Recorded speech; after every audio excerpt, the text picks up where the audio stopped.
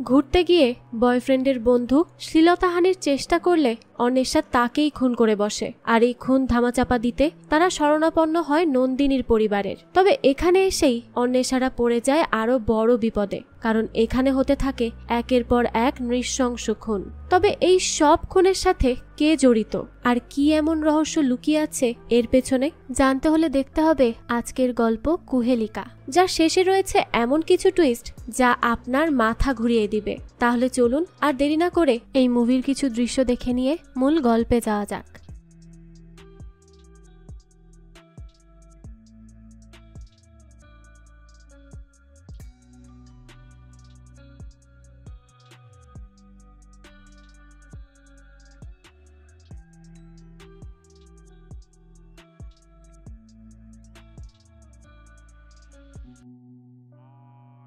গল্পের শুরুতে আমরা আরিফকে দেখতে পাই।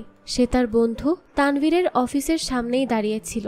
অনেকক্ষণ দাঁড়িয়ে থাকার পরও দেখা যায় তানভীর আসে না। তো আরিফ তখন তানভীরের অফিসে ঢুকতে চায়, কিন্তু সেখানকার দারোয়ান তাকে বাধা দেয় আর জিজ্ঞেস করে, আপনি কে আর কোথায় যেতে চান? তখন আরিফ তাকে জানায় যে আমি 7 তলায় যাব, আমার বন্ধু তানভীরের কাছে দরকার আছে আমার। দারোয়ান তখন আগে মিস্টার তানভীরকে কল করে, কারণ সে পারমিশন দিলেই আরিফকে দারোয়ান ঢুকতে দিবে, এর আগে নয়। কিন্তু অনেকবার কল করলেও তানভীর ফোন ধরে না। তাই আরিফের অনেক রিকোয়েস্ট করার পরও সেই বিল্ডিং এর দারোয়ান তার কোনো কথাই শোনে না আর তাকে ভেতরেও ঢুকতে দেয় না। তখন আরিফ খুব বিরক্ত হয়ে যায়, এজন্য সে বাইরে এসে রাস্তায় দাঁড়িয়েছিল। তখনই দেখা যায় হঠাৎ একটি গাড়ি তার দিকেই আসতে থাকে। সাথে সাথেই সে সেখান থেকে সরে যায়, কিন্তু গাড়ির সাথে তার হাতের ধাক্কা লাগে। এতে সে একটু হলেও আহত হয়। এরপরে আমাদেরকে এই গল্পের আরো 2 মুখ্য চরিত্রকে দেখানো হয়। এদের নাম হলো ইরফান আর নন্দিনী। তারা 2 জন বিয়ে করবে, তাই বিয়ের আগে তারা 2 জন ছাদে বসে গল্প করছিল, একে অপরের সাথে সবকিছু শেয়ার করছিল। আসলে ছাদে ইরফান একটু ভয় পায়, কিন্তু নন্দিনী তাকে ঠিকই সাপোর্ট দেয় আর তার ভয় কাটায়। এরপর ইরফানের সাথে বিয়ে হওয়ায় নন্দিনী অনেক খুশি ছিল। তার এই বিয়ে নিয়ে হাজারো স্বপ্ন ছিল, কিন্তু এই বিয়ের পরেই যে নন্দিনীর জীবন দুর্বিষহ হয়ে উঠবে এই ব্যাপারে নন্দিনীর বিন্দু মাত্র ধারণা ছিল না। তো এরপরে দৃশ্য পরিবর্তন হয় আর আমাদেরকে অন্বেষাকে দেখানো হয়। সে আরিফের গার্লফ্রেন্ড, কিন্তু সে আরিফের মতো বেকার নয়, তার ভালো একটা জব আছে। দেখা যায় অন্বেষা তার অফিসে ছিল আর সে অফিসেরই কিছু ফাইল ফটোকপি করছিল। সেই সময় তার মা তাকে কল করে। অন্বেষা তার মায়ের সাথে কথা বলে ফোন রেখে দেয়। এরপরে আরিফকে দেখানো হয়। সে তার বন্ধু হাসিবের সাথে দাঁড়িয়েছিল। গাড়ির সাথে আরিফের হাতে ধাক্কা খাওয়ায় তার হাতে অনেক ব্যথা হচ্ছিল। আর সেই সময় দেখা যায় তার বন্ধু তারই পাশে দাঁড়িয়ে দাঁড়িয়ে মেয়ে দেখতে লাগে। তবে আরিফ এতে এতটা পাত্তা দেয় না। আসলে তারা 2 জন সেখানে তাদের বন্ধু তানভীরের জন্যই অপেক্ষা করছিল। এর একটু পরে সেখানে তানভীর আসে গাড়ি নিয়ে। এরপরই দেখা যায় আরিফ আর হাসিব তানভীরের গাড়িতে উঠে পড়ে আর সেখান থেকে চলে যায়। তো হাসিব যেভাবে আরিফের সাথে কথা বলছিল তাতে মনে হচ্ছিল যে নিশ্চয়ই আরিফ এমন কোনো কাজ করেছে যার জন্য আরিফের সাহায্য দরকার, আর সেই সাহায্যের জন্যই তারা তাদের বন্ধু তানভীরের কাছে এসেছে। আসলে তানভীর অনেক বড়লোক হওয়ায় আরিফরা তার কাছেই সাহায্য চাইতে আসে। এরপর দেখা যায় আরিফ, তানভীর আর হাসিব তার একটি নির্জন জায়গায় আসে আর সেখানে দাঁড়িয়েই তাদের কথা বলতে থাকে। সেখানে তাদের কথাবার্তা শুনে আমরা জানতে পারি যে আরিফ একটি ঝামেলায় ফেসে গিয়েছে, যার জন্য আরিফের অনেকগুলো টাকার দরকার, কিন্তু সে কোনোভাবেই টাকাটা ম্যানেজ করতে পারছে না। সেই জন্যই সে তানভীরের কাছে এসেছে। তানভীর বলে ঠিক আছে, সে তাকে টাকা দিবে, কিন্তু এর বিনিময়ে আরিফকে একটি কাজ করতে হবে। এখন কেন আরিফের টাকার দরকার আর তানভীর তাকে কি কাজ করতে বলেছে তা এখন বলা হয় না। এরপর দৃশ্য পরিবর্তন হয়। আমরা ইরফান আর নন্দিনীকে দেখতে পাই। ইরফান চৌধুরী একজন অনেক বড় বিজনেসম্যান, তাই তাকে প্রায়ই বিভিন্ন পার্টিতে জয়েন করতে হয়। এবার দেখা যায় সে নন্দিনীকেও একটি পার্টিতে নিয়ে আসে। পার্টিতে আসার পর দেখা যায় ইরফান নন্দিনীর সাথে না থেকে অন্য একটা মহিলার কাছে যায় আর তার সাথেই ফ্লার্ট করতে থাকে। নিজের বউয়ের সামনেই সে এইসব করে বেড়াচ্ছে, কিন্তু তার এতে বিন্দু মাত্র অনুশোচনা নেই। আর দেখা যায় ইরফান নন্দিনীকে পুরোপুরিভাবে ইগনোর করতে থাকে। তখন নন্দিনীর খারাপ লাগে। এই সময় নন্দিনী আমাদেরকে ইরফানের ব্যাপারে বলে যে হাজারো ভিড়ের মাঝে ইরফান আমাকে পুরোপুরি ইগনোর করতে পারে। এটি ইরফানের একটি বড় গুণ। আসলে সে এই সব কিছু নিজের কষ্টর থেকেই বলছিল। তো এরপরে নন্দিনী যখন একা একা দাঁড়িয়েছিল তখন একজন লোক নন্দিনীর কাছে আসে আর তাকে ড্রিঙ্ক অফার করে, কিন্তু নন্দিনী তা নেয় না। তখনই সেখানে ইরফান চলে আসে আর ইরফান নন্দিনীকে সেখান থেকে নিয়ে যায়। এরপরে দেখা যায় আরিফকে। সে তার গার্লফ্রেন্ড অন্বেষাকে সারা দিন মেসেজ দিয়েছে, কিন্তু অন্বেষার এত কাজের চাপ ছিল যে সে তার কোনো রিপ্লাই দিতে পারেনি। এমনকি রাতের বেলায় আরিফ যখন অন্বেষার সাথে দেখা করার জন্য অপেক্ষা করছিল তখনও অন্বেষা অনেক দেরি করে আসে। আসলে সে প্রাইভেট সেক্টরে জব করে, এজন্যই এতটা ব্যস্ত থাকে সে। যাই হোক, তো আধা ঘন্টা লেট করে আসার জন্যে অন্বেষা আরিফকে অনেক সরি বলে। তখন আরিফ তাকে বলে যে সারাদিন একটা টেক্সট করলে না, তারপরে আবার লেট করে আসলে, এটা নিশ্চয়ই তোমার কাছে এমন কোনো বড় ব্যাপার না, তাই না? আরিফ আসলে অন্বেষার উপর অনেক বেশি রেগেছিল। তখন অন্বেষাও এই ব্যাপারটা বুঝতে পারে আর আরিফকে বারবার সরি বলতে থাকে, কিন্তু আরিফও তাকে আর কিছুই বলে না, কারণ অন্বেষা এতবার সরি বলার পর আরিফের রাগ অনেকটা কমে যায়। এরপরে তারা দুজন মিলে অনেক ঘোরাঘুরি করে আর একসাথে তারা অনেক ভালো সময় কাটায়। তখনই আরিফ অন্বেষাকে তার বন্ধুর সাথে সিলেটে ঘুরতে যাওয়ার কথা বলে। অন্বেষা প্রথমে মানা করে যে সে এখন যেতে পারবে না, কিন্তু আরিফ তাকে বারবার যাওয়ার জন্য রিকোয়েস্ট করতে থাকে। তাই অন্বেষাও আরিফের কথা আর ফেলতে পারে না, সেও তাদের সাথে যাওয়ার জন্য রাজি হয়ে যায়, কারণ সে আরিফকে অনেক বেশি ভালোবাসে। এরপরে আরিফ, অন্বেষা, তানভীর আর হাসিব এই চারজন মিলে সিলেটের উদ্দেশ্যে রওনা দেয়। এরা চারজনই আসলে মিউচুয়াল ফ্রেন্ড। ভার্সিটিতে সবাই একই সাথে পড়ালেখা শেষ করেছে। এর মধ্যে দেখা যায় অন্বেষাকে তার বান্ধবী ফোন করে আর বিদায় জানায়। তখন তানভীর অন্বেষাকে বলে যে অফিসে কি কাজের অনেক প্রেশার আছে? অন্বেষা বলে না না, আমার বস অনেক ভালো। তো সেখানে দেখা যায় হাসিব নেশার জিনিস নিয়ে আসে। হাসিব আরিফকে পেছনে বসতে বলে আর অন্বেষাকে সামনে। অন্বেষা এতে একটু আনকমফোর্টেবল হয়ে যায়, তার মুখে বিরক্তির ছাপ স্পষ্ট ফুটে ওঠে, কারণ সে তো আরিফের সাথে থাকতে চাইতো। এদিকে দেখা যায় ইরফান যখন পার্টি থেকে বেরিয়ে বাড়িতে আসে তখন নন্দিনী তার সাথে আর বাড়ি আসে না। নন্দিনী একটু দেরি করেই বাড়ি ফেরে। এই নিয়ে ইরফান অনেক রেগেছিল, কারণ সে তার সাথে না এসে দেরি করে কেন আসলো। আর সে এতটাই রেগেছিল যে নন্দিনী তাকে চা দিলে ইরফান সেই চায়ের কাপটাই ভেঙে ফেলে। আমরা জানতে পারি নাভেদ একটা সম্মেলনে নারী উদ্যোক্তাদের নিয়ে অনেক ভালো ভালো কথা বলেছে আর নারী স্বাধীনতা নিয়েও অনেক সুন্দর বক্তব্য রেখেছে, কিন্তু বাড়িতে সে তার বউকে একদমই স্বাধীনতা দেয় না। যাই হোক, এরপর অন্বেষাকে দেখানো হয় সে একটা জায়গায় দাঁড়িয়েছিল। তারা ইতিমধ্যেই তাদের ডেস্টিনেশনে পৌঁছে গিয়েছিল। তো অন্বেষা যখন একা একা দাঁড়িয়েছিল তখন তানভীর তার কাছে আসে। তানভীর তখন অন্বেষার সামনে ফ্লার্ট করতে লাগে আর সে তার এবং তার ফ্যামিলির প্রপার্টি নিয়েও অনেক কথা বলে। আসলে তানভীর তো অনেক বড়লোক পরিবারের ছেলে আর এখন সে একদম বখাটে হয়ে গেছে। বলে না, বড়লোকের বিগড়ে যাওয়া ছেলে, ঠিক তেমন। তানভীর অন্বেষাকে জানায় ওই যে দেখো, সামনের পাহাড় থেকে ওই পর্যন্ত আমাদের জমি, আমাদের এখানে অনেক জমি রয়েছে। আসলে এরা সবাই তো একই সাথে ভার্সিটিতে পড়াশোনা করেছে আর তখন থেকেই তানভীর অন্বেষাকে পছন্দ করত, কিন্তু অন্বেষা তাকে পাত্তা না দিয়ে আরিফকে পছন্দ করে ফেলে আর তার সাথেই সম্পর্কে জড়িয়ে যায়। তাই তানভীরের চোখ এখনো অন্বেষার উপরেই রয়েছে আর সে যে এখন তার বন্ধু আরিফের গার্লফ্রেন্ড, এটাতে তার মনে হয় কিছু যাই আসে না, সে তার সাথে ফ্লার্ট করতেই থাকে। তবে এই সব কিছু অন্বেষার খুবই বিরক্ত লাগছিল। তো এরপর যখনই সেখানে আরিফ চলে আসে, অন্বেষা তাকে তাদের মাঝখানে নিয়ে নেয় আর তার সাথেই সময় কাটাতে থাকে। আর এটা দেখে তানভীর সেখান থেকে চলে যায়। অন্বেষা তখন আরিফকে বলে যে তানভীরকে সহ্য করা খুবই বিরক্তিকর, আমার তো একদমই ওকে পছন্দ হয় না। আরিফ আর অন্বেষা তখন এসব নিয়েই কথা বলছিল সেখানে। অন্বেষা তখন আরিফকে বলে যে আমি আর তুমি সামনের ওই লজে ঘুরতে যাব, ঠিক আছে? তো এই কথা বলাতে আরিফ একটু টেন্সড হয়ে পড়ে আর অন্বেষাও এই ব্যাপারটা নোটিস করে। তাই অন্বেষা আরিফকে জিজ্ঞেস করে যে কি হয়েছে তোমার, কি নিয়ে এত চিন্তা করছো? কিন্তু আরিফ তাকে কিছুই বলে না। আরিফকে দেখে মনে হয় যে সে কিছু একটা লুকাচ্ছে অন্বেষার কাছ থেকে। সে কি লুকাচ্ছে আর কেন লুকাচ্ছে সেটা আমরা পরবর্তীতেই জানতে পারবো। এরপরে দেখা যায় হাসিব আর তানভীর বসে ড্রিঙ্ক করছিল। হাসিব তানভীরের ফোনে অনেক মেয়ের ছবি দেখে আর সেই সব দেখে সে তো পুরা অবাক হয়ে যায়। সে তানভীরকে বলে এতগুলো মেয়ের কন্ট্যাক্ট তো তার মতো বড়লোক ছেলের কাছেই থাকবে।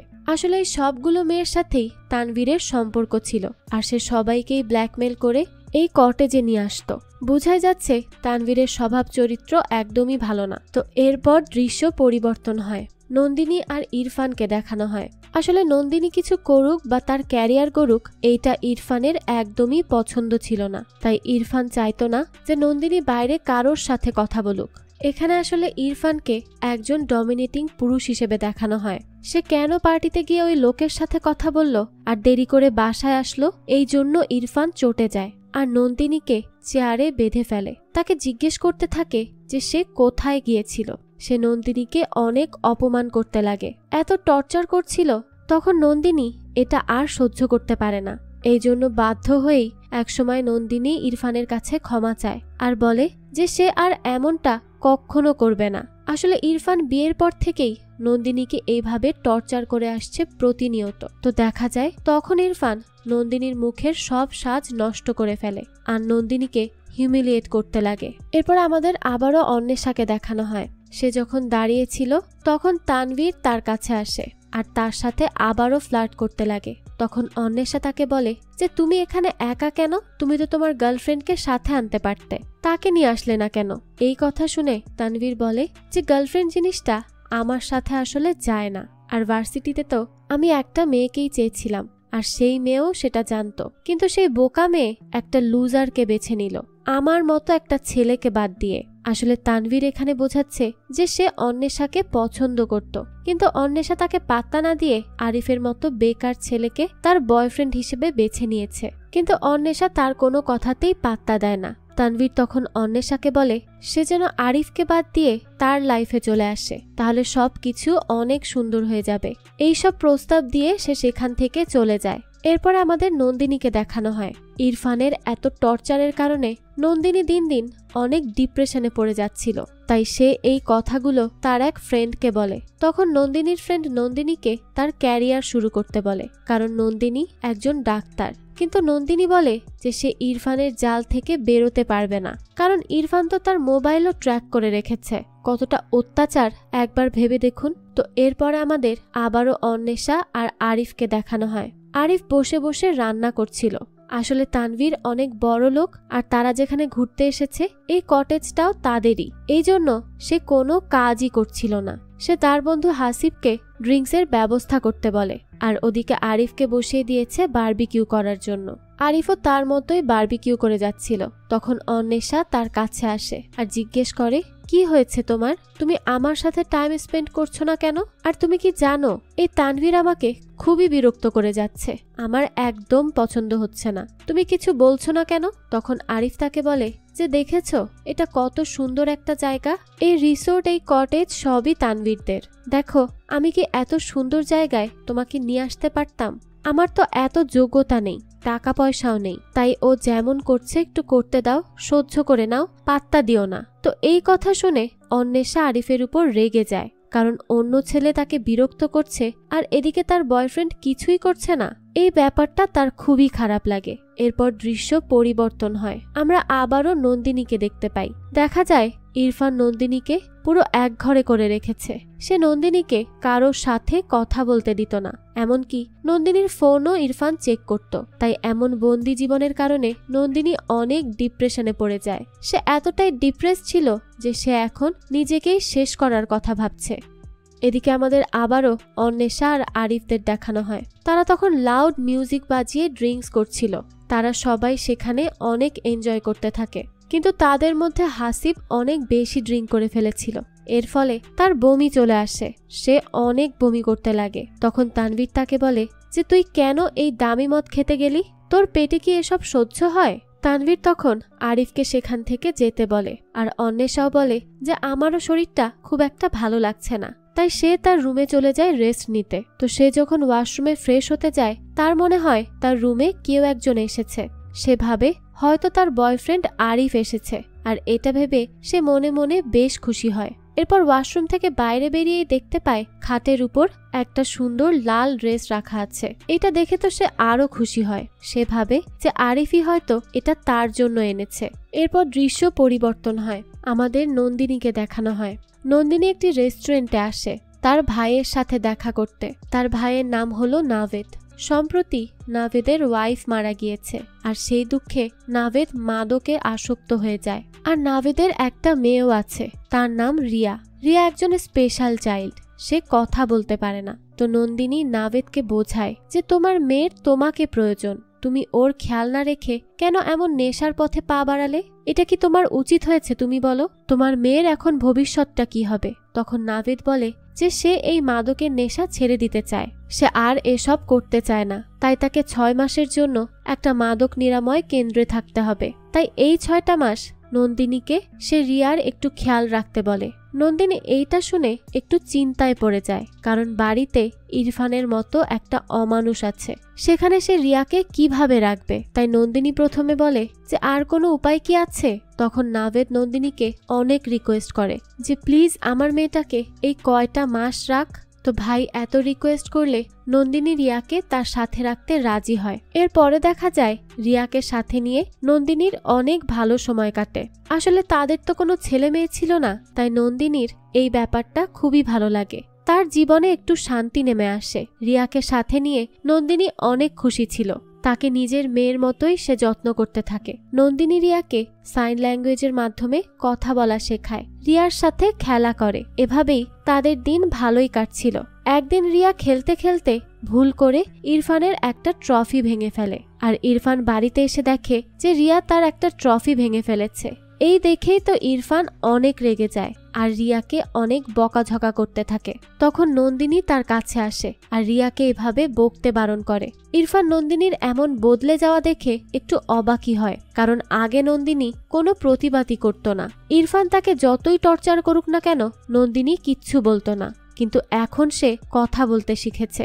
ইরফান আগে যা বলতো নন্দিনী তাই মেনে নিত, কিন্তু এখন রিয়ার জন্য নন্দিনী আর চুপ থাকে না। নন্দিনী ইরফানকে বলে যে তোমার মতো মানুষের সাথে কোনো দিন থাকা যায় না। এই বলে নন্দিনী রিয়াকে নিয়ে সেখান থেকে চলে যায়। এরপরে দৃশ্য পরিবর্তন হয়। আবারও অন্বেষাকে দেখানো হয়। অন্বেষা তার ঘরে থাকা ওই লাল ড্রেসটিই দেখছিল। ড্রেসটি তার কাছে অনেক ভালো লাগে। তখনই তার ঘরে তানভীর চলে আসে। তানভীর ঘরে এসেই অন্বেষার সাথে ফিজিক্যাল হতে লাগে। অন্বেষা প্রথমে ভাবে আরিফ, পরে যখন বুঝতে পারে তানভীর, তখন সে তাকে বাধা দেওয়ার চেষ্টা করে। আসলে তানভীর অনেকদিন ধরেই অন্বেষার সাথে ফিজিক্যাল হতে চাইতো। আজ সে এই সুযোগ পেয়ে তার অনেক দিনের ইচ্ছা পূরণ করতে এসেছে।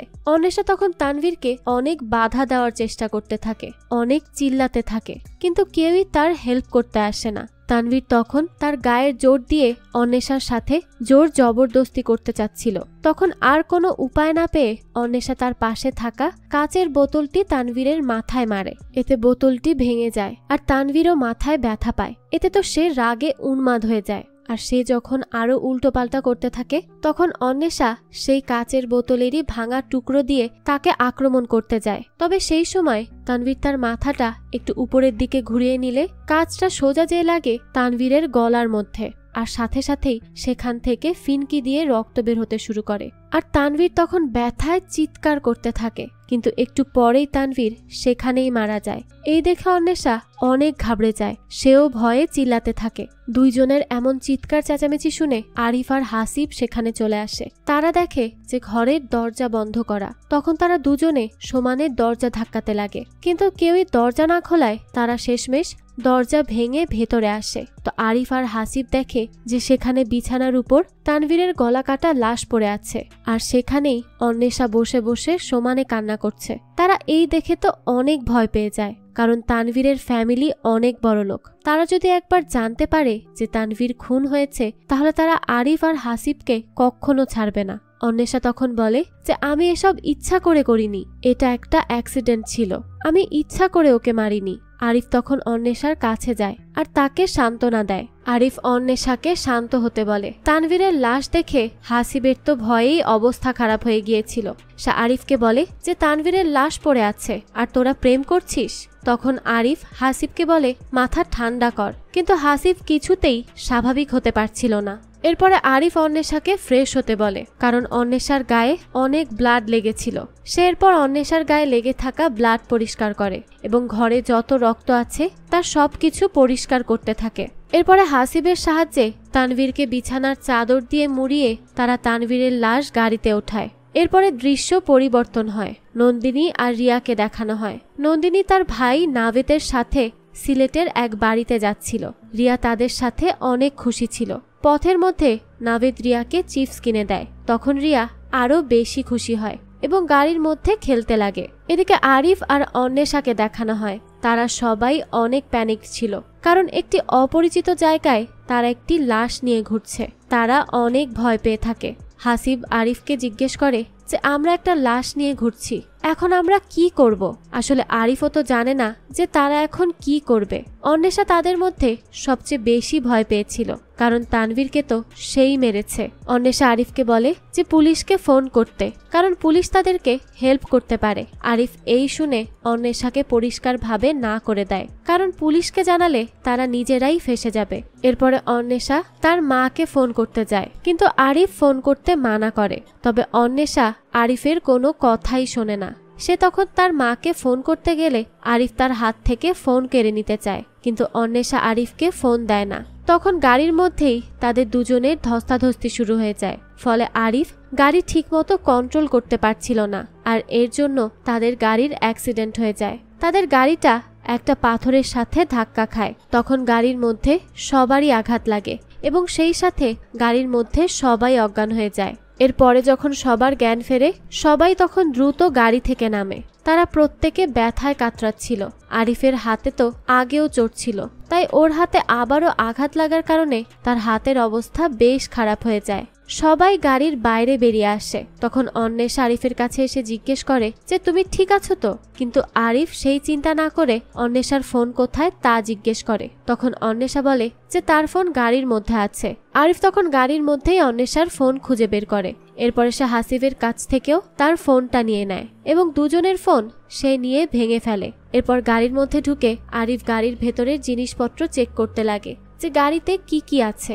আরিফ তখন গাড়ির ভেতরে একটি বন্দুক দেখতে পায়, আর বন্দুকটা দেখে সে প্রথমে একটু অবাক হয়ে যায়, কিন্তু পরে ভাবে যে এই বন্দুক হয়তো তার পরবর্তীতে কাজে লাগতে পারে, তাই সে বন্দুকটা তার কাছেই রেখে দেয়। কিন্তু এই বন্দুকের ব্যাপারে অন্বেষা বা হাসিব কাউকেই কিচ্ছু বলে না। এরপরে আরিফ তানভীরের লাশ ঠিক আছে কিনা তা একবার দেখে নেয়। তখন হাসিব বলে যে একে ড্রাইভিং সিটে বসিয়ে হাতে একটা বোতল ধরিয়ে দিয়ে আর গাড়ির সাইডে ফেলে দিলে কেমন হয়? এই শুনে আরিফ বলে যে গলা কাটা লাশ দেখে কারো কি মনে হবে যে ও অ্যাক্সিডেন্টে মারা গেছে? তাদের গাড়ির সামনের চাকাও পাংচার হয়ে গিয়েছিল, আর তাদের কাছে কোনো টুল বক্সও নেই, তাই তারা গাড়ি নিয়ে যেতে পারছিল না আর কোথাও। তখনই তারা সামনে একটা বাড়ি দেখতে পায়, আর ওটা দেখে হাসিব বলে যে ওদের কাছ থেকে সাহায্য নিলে কেমন হয়। আরিফ প্রথমে সাহায্য নিতে চাইছিল না, কিন্তু তাদের কাছে তো আর কোনো উপায়ই ছিল না, তাই আরিফ সেই বাড়ির লোকের কাছে সাহায্য চাইতে রাজি হয়। আরিফ আর অন্বেষা সেই বাড়ির দিকে যায়, আর হাসিব গাড়ির কাছেই থেকে যায়। তারা যেই বাড়িতে সাহায্য চাইতে এসেছিল সেই বাড়িতে নন্দিনী আর নাভেদ ছিল। তখন আরিফ আর অন্বেষা এসে বাড়ির কলিং বেল বাজায়। নাভেদ এসে দরজা খোলে। নাভেদ তাদেরকে জিজ্ঞেস করে যে কি হয়েছে। তখন আরিফ তাদেরকে তাদের মিথ্যা নাম বলে যে আমার নাম শুভ্র আর এর নাম সামিয়া। আমরা ঘুরতে বেরিয়েছিলাম আর এখন বাড়িতে ফিরে যাচ্ছিলাম, কিন্তু মাঝপথেই আমাদের গাড়িটা অ্যাক্সিডেন্ট হয়েছে, এই জন্য সেটা আর চলছে না। এই বলে আরিফ তাদের কাছে তাদের টুল বক্সটি চায়। নাভেদ তখন তাদের বলে যে আমি একটু পরে আসছি। তো এরপর সে ভেতরে এলে নন্দিনী তাকে জিজ্ঞেস করে যে কি হয়েছে। তো নাভেদ তাকে বলে যে এদের গাড়ি অ্যাক্সিডেন্ট করেছে, তাই এরা সাহায্য চাইতে এসেছে। নন্দিনী তখন নাভেদকে তাদের সাথে যেতে মানা করে, কিন্তু নাভেদ তাদের সাহায্য করতে রাজি হয়। নাভেদ তখন টুল বক্স নিয়ে বাইরে আসে, আর সে যেহেতু মেকানিকের কিছু কাজ পারে তাই নাভেদ আরিফকে বলে যে আমিও তোমার সাথে যাব। আরিফ এই কথা শুনে একটু ইতস্তত বোধ করে, কারণ তাদের গাড়িতে তো একটা লাশ আছে আর নাভেদ যদি কোনোভাবে সেটা দেখে ফেলে তাহলে তো অনেক ঝামেলা হয়ে যাবে। তাই আরিফ তাকে যেতে মানা করে, কিন্তু নাভেদ তো যেই ছাড়বে। নাভেদ বলে যে সে গাড়ির কাজ জানে, তাই সে তাদের অনেক হেল্প করতে পারবে। এই শুনে আরিফ তাকে নিতে এক প্রকার বাধ্য হয়। নাভেদ তখন অন্বেষাকে তাদের বাড়িতে থাকতে বলে আর একটু রেস্ট নিতে বলে, কারণ তাকে অনেক এক্সস্টেড লাগছিল। তাই অন্বেষাও ভেতরে যায়। তখন আরিফ আর নাভেদের গাড়িতে করে আরিফদের গাড়ির কাছে যেতে লাগে। এদিকে অন্বেষা বাড়ির ভিতরে কাজ পড়ে থাকতে দেখে নন্দিনীকে জিজ্ঞেস করে, এখানে এত কাজ পড়ে আছে কেন? তো নন্দিনী জানায়, আসলে বাচ্চার ঘর, বুঝতেই তো পারছেন, খেলতে গিয়ে এই কাজ করেছে, সমস্যা নেই, আমি পরিষ্কার করে ফেলছি। এরপর নন্দিনী অন্বেষাকে বসতে বলে। তখন সে খেয়াল করে অন্বেষার মুখে রক্ত লেগে আছে। তাই সে বলে, অ্যাক্সিডেন্টের জন্য এমন হয়েছে তাই না? এই নাও টিস্যু পেপার, একটু মুছে নাও, আর ওয়াশরুম ওদিকে আছে, গিয়ে একটু ফ্রেশ হয়ে আসো। এরপরে ওয়াশরুমে এসে অন্বেষা ফ্রেশ হতে লাগে। এদিকে নাভেদ আর আরিফ গাড়ির কাছে আসে। হাসিব সেখানে আগে থেকেই দাঁড়িয়েছিল। আরিফ তখন নাভেদের সাথে হাসিবকে পরিচয় করিয়ে দেয়। নাভেদ গাড়ি দেখে বলে যে আপনারা তো অনেক বড় বিপদ থেকে বেঁচেছেন। নাভেদ আরো বলে যে সে গাড়ির ইঞ্জিনের টুকটাক কাজ জানে, তাই সে তাদের হেল্প করতে পারবে। এরপরে নাভেদ আরিফের কাছ থেকে গাড়ির চাবি চায়। আরিফ তখন নাভেদকে গাড়ির চাবিটি দেয়। নাভেদ গাড়িটি স্টার্ট দিলে তখন গাড়িটি স্টার্ট হয়ে যায়। এই দেখে নাভেদ বলে যে গাড়ির ইঞ্জিন তো ঠিকই আছে, গাড়ির ইঞ্জিনে কোনো সমস্যা নেই, শুধু চাকাটা পাল্টাতে হবে। এই বলে নাভেদ টুলবক্স থেকে জিনিসপত্র বের করে আর গাড়ির চাকা খুলতে লাগে। আর এই চাকা খুলতে আরিফ তাকে হেল্প করে। আরিফ একা চাকাটি খুলতে পারছিল না, তাই সে হাসিবকে বলে সেও যেন হেল্প করে। হাসিব আর আরিফ গাড়ির চাকা খুলতে ব্যস্ত ছিল। তখন নাভেদ দেখতে পায় গাড়ির মধ্যে কোথা থেকে যেন ব্লাড আসছে। এই দেখে সে বেশ অবাক হয়ে যায়। তো নাভেদ এই ব্যাপারটা দেখতে লাগে যে ব্লাড কোথা থেকে আসছে। তখন এই বিষয়টি আরিফ আর হাসিব নোটিস করে। তারা টের পেয়ে যায় যে নাভেদ তাদেরকে সন্দেহ করছে। তখন নাভেদের কিছু দেখার আগেই আরিফ টুলবক্সের রেঞ্জ দিয়ে নাভেদের মাথায় আঘাত করে। ফলে নাভেদ সেখানে সেন্সলেস হয়ে পড়ে যায়। এদিকে নন্দিনী অন্বেষার জন্য চা বানাচ্ছিল। তখন রিয়া তার কাছে আসে। রিয়া নন্দিনীকে বলে যে তার ঘুম আসছে না। নন্দিনী তখন রিয়াকে কোলে করে রিয়ার ঘরে নিয়ে আসে রিয়াকে ঘুম পাড়ানোর জন্য। রিয়াকে ঘরে নিয়ে এসে নন্দিনী রিয়াকে ইশারা দিয়ে বলে যে আমি তো এখানেই আছি, তুমি ঘুমাও, কোনো ভয় পেও না। এদিকে অন্বেষা ওয়াশরুম থেকে বাইরে বের হয়। তবে তার এই বাড়িটা কেমন যেন ছমছমে আর ভুতুরে লাগতে থাকে। তো সে বাইরে বের হয়ে এসে দোতলায় নন্দিনী আর রিয়াকে কথা বলতে শোনে। তখন সে নিচে একটা টেলিফোন দেখতে পায় আর এটা দেখেই সে তার মায়ের সাথে কথা বলতে চাচ্ছিল। কিন্তু যখনই সে ফোন করতে যাবে তখনই সেখানে নন্দিনী চলে আসে। তাই অন্বেষার আর তার মায়ের সাথে কথা বলা হয় না। তো নন্দিনী তাকে জিজ্ঞেস করে যে তুমি এখানে কি করছো? তখন অন্বেষা কথা ঘুরিয়ে বলে যে চাটা মনে হয় হয়ে গেছে, দেখুন একটু। তো এরপরে তারা দুইজন বসে চা খেতে লাগে। অন্বেষা নন্দিনীর চায়ের অনেক প্রশংসা করে আর বলে যে চাটা আসলে খুবই ভালো হয়েছে। নন্দিনী তখন অন্বেষাকে বিস্কুট খেতে বলে। অন্বেষা প্রথমে বিস্কুট নিতে রাজি হয় না, কিন্তু নন্দিনী তার দিকে এমনভাবে বিস্কুট বাড়িয়ে ধরে যে বাধ্য হয়ে অন্বেষার বিস্কুট নিতেই হয়। অন্বেষা তখন ইরফান চৌধুরীর সাথে নন্দিনীর ছবি দেখতে পায়। তো সে নন্দিনীকে জিজ্ঞেস করে ইনি কে? নন্দিনী তখন তার প্রশ্নের কোনো উত্তর না দিয়ে অন্য কথা বলতে লাগে। সে বলে আচ্ছা, চায়ের চিনি ঠিক হয়েছে তো? অন্বেষা জানায় হ্যাঁ ঠিক আছে। নন্দিনীর এই ব্যবহার অন্বেষার কাছে কেমন একটা অদ্ভুত লাগে। তো এরপর তারা আর কোনো কথা না বলে চা খেতে থাকে। তখনই দরজার বেল বেজে ওঠে। নন্দিনী তখন বলে যে নাভেদ মনে হয় এসে গেছে। এই বলে তারা যখন বাইরে যায় তখন নন্দিনী শুধু আরিফ আর হাসিবকে দেখতে পায়। আরিফ নন্দিনীকে বলে যে এ হলো আমার বন্ধু হাসিব। নন্দিনী তার কাছে জিজ্ঞেস করে যে নাভেদ কোথায়। আরিফ জানায় যে তিনি গাড়ির কিছু পার্টস কিনতে বাইরে গেছেন, এক্ষুনি চলে আসবেন, চিন্তা করবেন না। এই শুনে নন্দিনী বলে যে এত রাতে কোনো দোকান কি খোলা থাকবে? তখন হাসিব বলে যে আরিফও এই কথাই বলছিল, যদি দোকান খোলা না পান তাহলে তিনি চলে আসবেন। নন্দিনী তখন একটু অবাক হয় আর জিজ্ঞেস করে আরিফকে। আসলে আরিফ তো আগে তার নাম মিথ্যা মিথ্যা বলেছে যে তার নাম শুভ্র। তাই আরিফও একটু ইতস্তত হয়ে বলে যে আসলে আমার ডাক নাম আরিফ আর ভালো নাম শুভ্র। এরপরে নন্দিনী তাদেরকে ভেতরে আসতে বলে। তাদের সবার ব্যবহার নন্দিনীর কাছে একটু সন্দেহজনক লাগে। নন্দিনীর মনে হয় যে এরা কিছু তো একটা লুকাচ্ছে। এর ভেতরে নন্দিনী সবাইকে বসতে বলে। সবাই ভেতরে এসে বসে। হাসিব সেখানে বিস্কুট দেখতে পায়। নন্দিনী বিস্কুট নিয়ে চলেই যাচ্ছিল, কিন্তু হাসিবের ওভাবে তাকানো দেখে সে বিস্কুটগুলো রেখে দেয়। এরপরে সেখানে রিয়া চলে আসে। তখন নন্দিনী রিয়াকে দেখে তাদেরকে বলে যে আমি রিয়াকে একটু ঘুম পাড়িয়ে আসছি। এরপরে নন্দিনী রিয়াকে নিয়ে সেখান থেকে উপরে চলে আসে আর রিয়াকে ঘরে নিয়ে এসে নন্দিনী রিয়াকে বলে যে আমি নিচে যাচ্ছি, তুমি ঘরের দরজা লাগিয়ে ঘুমিয়ে পড়ো, একদম ভয় পাবে না। এরপরে রিয়াকে ঘুমাতে বলে নন্দিনী নাভেদকে ফোন করতে লাগে, কিন্তু নাভেদ কোনোভাবেই তার ফোন রিসিভ করছিল না। তাই নন্দিনীর এবার নাভেদের জন্য বেশ চিন্তা হতে থাকে। এদিকে হাসিবের অনেক খিদে লেগেছিল, তাই সে ফ্রিজ থেকে খাবার বের করে খেতে লাগে। এই দেখে আরিফ তাকে জিজ্ঞেস করে যে তুই এসব কি করছিস, মানুষের বাসায় এসে এমন করা কি ঠিক? কিন্তু হাসিব তো খেতেই ব্যস্ত ছিল। অন্বেষা তখন বুঝতে পারে না যে এরা কি করছে আসলে। অন্বেষা তখন আরিফকে জিজ্ঞেস করে যে ওই লোকটা কোথায় যে তোমাদের সাথে গেল? আরিফ তখন তাকে সত্যিটা বলে না, কিন্তু অন্বেষার আরিফের উপর সন্দেহ হয়, তাই সে বারবার জিজ্ঞেস করতেই থাকে। তখন আরিফও বিরক্ত হয়ে তাকে চুপ করতে বলে। আরিফ তাদের সবাইকে বলে এখান থেকে চলে যেতে, কিন্তু হাসিব বলে যে ওই মহিলা তো আমাদের দেখে ফেলেছে। তখন অন্বেষা বলে যে দেখে ফেলেছে তো কি হয়েছে, তোরা কি কোনো ঝামেলা করেছিস? তখন আরিফ অনেক বিরক্ত হয়ে যায় আর চলে যায় বাইরে। সে হাসিবকেও তার সাথে যেতে বলে। আরিফ আর হাসিব বাইরে এসে কথা বলছিল। তখন হাসিব আরিফকে জিজ্ঞেস করে যে এরপরে নেক্সট প্ল্যান কি? এই শুনে আরিফ বলে যে আমি কি এগুলো প্ল্যান করে করেছি নাকি? আমি তো নিজেই বুঝছি না যে কি করব। হাসিব তখন জিজ্ঞেস করে যে এরপরে আমরা কি করব তাহলে? আরিফ বলে যে এখান থেকে চলে যেতে হবে।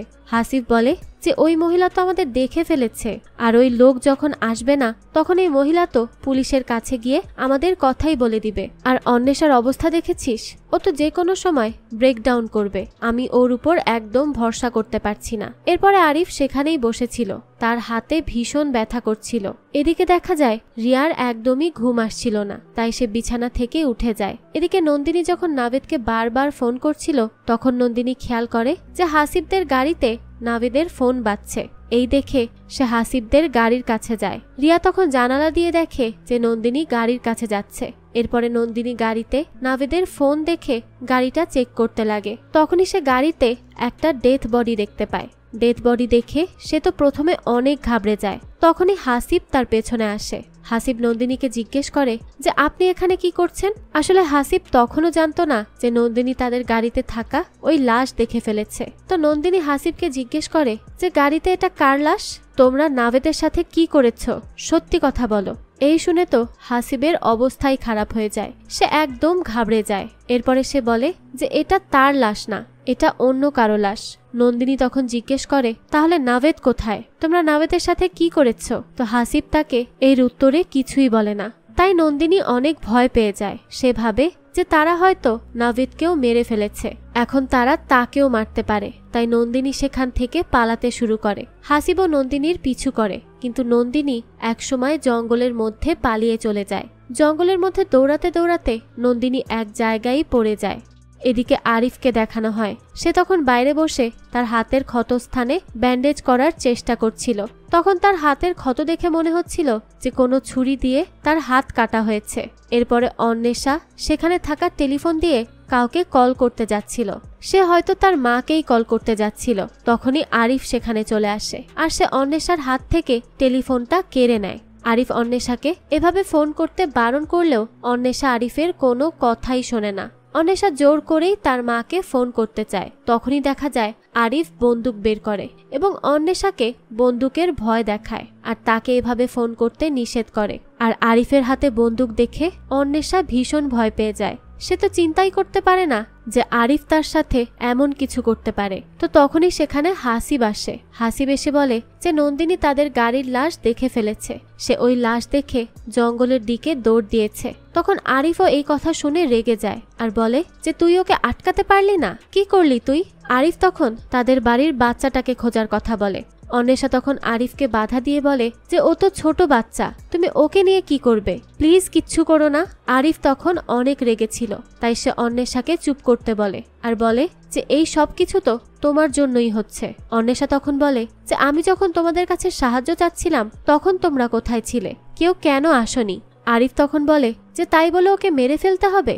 হাসিব আরিফকে তখন বাধা দেয় যে এইসব কথা বলিস না। তখন আরিফ হাসিবের উপরও রেগে যায়। সে হাসিবকে বলে যে টাকা ম্যানেজ করার আর কোনো রাস্তা ছিল না। অন্বেষা তখন জিজ্ঞেস করে যে কিসের টাকা, কিন্তু আরিফ তাকে আর কিছুই বলে না। এরপরে হাসিব অন্বেষাকে বাইরে নিয়ে আসে। অন্বেষা হাসিবকে জিজ্ঞেস করে যে আরিফের কাছে বন্দুক কোথা থেকে আসলো, আর আরিফ কিসের টাকার কথা বলছে, আজ আমাকে সব সত্যি কথা বল। তখন হাসিব অন্বেষাকে বলতে শুরু করে আরিফের সেই টাকার কাহিনী। আরিফ আসলে একজনের কাছ থেকে 5 লাখ টাকা ধার করেছিল তার ব্যবসা করার জন্য। আর যার কাছ থেকে আরিফ টাকা ধার করে তার নাম হলো রঞ্জু কন্ট্রাক্টর। সে অনেক ডেঞ্জারাস লোক। আরিফ ব্যবসায় তার সব টাকা লস করে, তাই সে রঞ্জু কন্ট্রাক্টরকে টাকা দিতে পারে না। তাই একদিন রঞ্জুর লোকেরা আরিফকে ধরে আর আরিফের হাত কেটে দেয়, আর টাকা না দিলে আরিফের গলা কেটে দেওয়ারও হুমকি দেয়। তাই টাকা পরিশোধ করার জন্য আরিফ অন্বেষাকে তানভীরের কাছে বিক্রি করে দিয়েছে। তানভীর আরিফকে টাকা দেওয়ার বিনিময়ে অন্বেষাকে আনার কাজ দিয়েছিল আরিফকে। হাসিব অন্বেষাকে বলে যে আরিফ আসলে তোমাকে বিক্রি করে দিয়েছে মাত্র 5 লাখ টাকার জন্য। এই কথা শুনে তো অন্বেষা পুরো শকড। সে তো ভাবতেই পারেনি যে টাকার জন্য আরিফ তার সাথে এমনটা করবে। এইসব শুনে অন্বেষা অনেক ভেঙে পড়ে। তখন হাসিব অন্বেষাকে জড়িয়ে ধরে তার সাথে ফিজিক্যাল হতে যায়। সেই সময় অন্বেষা হাসিবকে ধাক্কা মারে আর সেখান থেকে পালিয়ে যায়। এরপরে সেও চলে যায় জঙ্গলের দিকে। জঙ্গলে নন্দিনী অন্বেষাকে ধরে ফেলে। নন্দিনী তখন অন্বেষাকে জিজ্ঞেস করে যে তোমরা কারা, আর নাভেদের সাথে তোমরা কি করেছো। অন্বেষা তখন তাদের আসল নাম বলে আর বলে সে আসলে কিছুই জানে না। আরিফ আর হাসিব তাকে এখানে এনে ফাঁসিয়ে দিয়েছে। অন্বেষা নন্দিনীকে তার কথা বিশ্বাস করতে বলে। তখন নন্দিনীও অন্বেষার কথা বিশ্বাস করে নেয়। এদিকে বাড়ির পাশের গ্যারেজ রুমে হাসিব কিছু খুঁজছিল। তখনই সেখানকার ডিপ ফ্রিজের মধ্যে হাসিব একটা লাশ দেখতে পায়। লাশ দেখে হাসিব তো পুরোই শকড হয়ে যায় যে এটা সে কি দেখছে, আর এই লাশটাই ছিল ইরফান চৌধুরীর। এরপরে আমাদের একটি ফ্ল্যাশব্যাক দেখানো হয়। রাতের বেলায় ইরফান চৌধুরী নন্দিনীদের বাড়িতে আসে। সে বাড়িতে এসেই নন্দিনীকে জিজ্ঞেস করে তুই কি ভেবেছিস যে তুই আমার থেকে পালাতে পারবি? তুই কোনোদিনও আমার থেকে পালাতে পারবি না, তোকে আমি পালাতে দিবই না। তখন ইরফান নন্দিনীর গায়ে হাত তোলে। নাভেদ ইরফানকে এমনটা করতে দেখে তাকে নিষেধ করে যে সে যেন তার বোনের সাথে এমন ব্যবহার না করে, কিন্তু ইরফান নাভেদকেও অনেক গালাগালি করে। তখন ইরফান আরো বেশি বাড়াবাড়ি করলে নাভেদ তখন ইরফানের মাথায় কাচের একটি শোপিস দিয়ে আঘাত করে, ফলে ইরফান সেখানেই পড়ে যায়। নাভেদ তখন ভয় পেয়ে যায়। সে নন্দিনীকে বলে যে এখন কি হবে, একে তো হাসপাতালে নিতে হবে, আমার ভুল হয়ে গেছে। তখন নন্দিনী উল্টো কাচের টুকরো ইরফানের গলায় ঢুকিয়ে দেয় আর তাকে সেখানেই মেরে ফেলে এবং লাশ তাদের গ্যারেজের ডিপ ফ্রিজে ঢুকিয়ে রাখে। এরপরে তারা তাদের বাড়ির সব কাচ এবং ব্লাড পরিষ্কার করে, আর তখনই তাদের বাড়িতে আরিফ আর অন্বেষা আসে সাহায্য চাইতে। এরপরে দৃশ্য পরিবর্তন হয়। আবারও হাসিবকে দেখানো হয়। হাসিব ইরফান চৌধুরীর লাশের কাছেই দাঁড়িয়েছিল।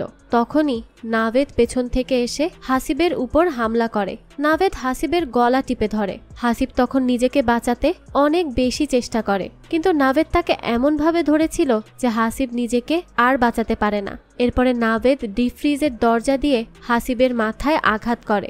সেই দরজা দিয়ে তার মাথা থেতলে দেয়, আর হাসিব সেখানেই অনেক কষ্ট পেয়ে মারা যায়। এদিকে আরিফ রিয়াকে রান্নাঘরে খুঁজে পায়। তখন সে রিয়াকে তার সাথে নিয়ে যায়। এরপরে অন্বেষা আর নন্দিনী তাদের বাড়িতে আসে। বাড়ির গ্যারেজে তারা হাসিবেরও লাশ দেখতে পায়। হাসিবের লাশ দেখে অন্বেষা অনেক শকড হয়ে যায়। সে তাকে দেখে কান্না করে। এরপরে নাভেদ নন্দিনীর কাছে আসে। নন্দিনী নাভেদকে জিজ্ঞেস করে যে তুমি কেমন আছো? তখন নাভেদ বলে সব ঠিক আছে। নাভেদ অন্বেষাকে দেখে তখন রেগে যায়। তো নন্দিনী বলে যে এই মেয়ে আমাদের সাথেই আছে, তাই চিন্তা নেই। এরপরে তাদের রিয়ার কথা মনে পড়ে। তখন আরিফ ছাদ থেকে নন্দিনীদের ডাকতে থাকে। আরিফের হাতে তখন বন্দুক ছিল। তারা ভাবে যে সে হয়তো রিয়াকে মেরেই ফেলবে। তখন তারা আরিফের কাছে আসে। তারা আরিফকে বলে যে সে যেন রিয়াকে ছেড়ে দেয়। তখন আরিফ নন্দিনীকে তার হাজবেন্ডকে ডাকতে বলে। সে সময় অন্বেষা বলে যে ইনার হাজবেন্ডকে ইনিই মেরেছে। তখন আরিফ তাদের কাছ থেকে টাকা চায়, আর এই কথা কাউকে বলতে নিষেধ করে। নন্দিনীরা তাকে টাকা দিতে রাজি হয়। আরিফের হাতে তখন অনেক চোট ছিল, তাই অন্বেষা আরিফের হাত ড্রেসিং করে দিতে চায়। আরিফ প্রথমে রাজি হচ্ছিল না, কিন্তু অন্বেষা জোর করে, আর এরপরে অ্যানেস্থেসিয়া দেওয়ার নাম করে অন্বেষা আরিফকে ফাঁকা ইনজেকশন দিয়ে দেয়, যার ফলে রক্তের মধ্যে বাতাস ঢুকে আরিফ সেখানেই মারা যেতে থাকে। অন্বেষা আরিফকে বলে যে এই টাকার জন্যই তুমি আমার জীবন শেষ করে দিতে চেয়েছিলে। নাভেদ তখন অন্বেষাকে জিজ্ঞেস করে তুমি ওকে অ্যানেস্থেসিয়া দিয়েছ? তখন অন্বেষা বলে যে না, ফাঁকা ইঞ্জেকশন দিয়েছি। তো আরিফের মারা যাওয়া দেখে নাভেদও শকড হয়ে যায়। এরপরে রাতের বেলায় নাভেদ আরিফদের গাড়ি নিয়ে একটি নির্জন জায়গায় আসে। সেখানে গাড়ির মধ্যে সব লাশ রাখে নাভেদ, আর এরপর ওই গাড়িটি ব্লাস্ট করে দেয়। এরপরেই দেখা যায় ভোর হয়ে গেছে। নন্দিনী আর অন্বেষা দুজনেই দাঁড়িয়ে সেই ভোরের দৃশ্য উপভোগ করছে। এই ভোরের সাথে সাথেই নন্দিনী আর অন্বেষারও হয়তো নতুন জীবনের সূচনা হয়েছে, কারণ একজন তার অত্যাচারী স্বামীর হাত থেকে রক্ষা পেয়েছে আর আরেকজন তার প্রতারক প্রেমিকের হাত থেকে। আর এই দৃশ্যের মাধ্যমেই আজকের এই গল্পটা শেষ হয়ে যায়। তো এই গল্পটা আপনাদের কাছে কেমন লেগেছে সেটা অবশ্যই আমাদেরকে কমেন্ট করে জানাবেন। আর যদি এতটুকুও ভালো লেগে থাকে তাহলে একটি লাইক দিয়ে যাবেন, কারণ আপনাদের একটি লাইক আমাকে অনেক বেশি মোটিভেট করে। আর আমাদের চ্যানেলে কিন্তু প্রতিনিয়তই নতুন নতুন ভিডিও আপলোড করা হয়। সেই সব ভিডিওর আপডেট পেতে আমাদের চ্যানেলটিকে সাবস্ক্রাইব করে বেল আইকনে অল দিয়ে রাখতে কিন্তু ভুলবেন না। আজকে তাহলে এই পর্যন্তই, আবারও হাজির হব নতুন কোনো ভিডিও নিয়ে। সেই পর্যন্ত সবাই ভালো থাকবেন। ধন্যবাদ।